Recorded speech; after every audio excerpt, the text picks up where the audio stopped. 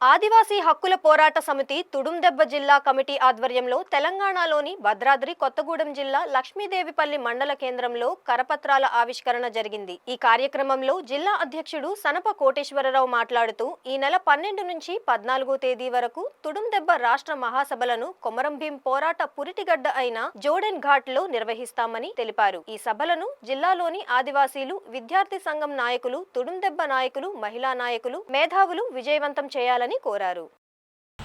ఈ రోజు లక్ష్మీదేవిపల్లి మండలంలో ఆదివాసీ హక్కుల పోరాట సమితి తుడుందెబ్బ రాష్ట్ర మహాసభల కరపత్రాలను ఆవిష్కరించడం జరుగుతుంది।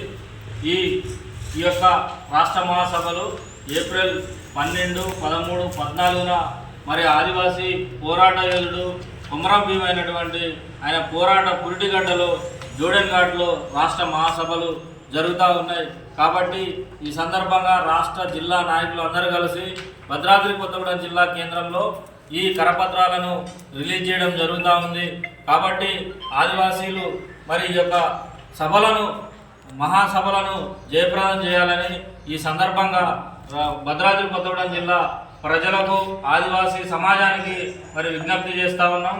అలాగే ఆదివాసీలు తరుణంలో మరి ఒక్కొక్కటి 1/70 కావచ్చు, పేసా చట్టం కావచ్చు, ఈ చట్టాలన్నీ నిర్వీర్యమైపోతూ ఉన్న ఏజెన్సీలు మరి వీటన్నిటిపైన కూడా మనం అక్కడ ఆదిలాబాద్ జోడెన్ ఘాట్ ప్రాంతంలో చర్చించి తర్వాత ఆదివాసీ ఉద్యమాన్ని భద్రాద్రి జిల్లాలో ఉధృతంగా తీసుకుపోతామని చెప్పేసి ఈ సందర్భంగా నేను తెలియజేస్తా ఉన్నా।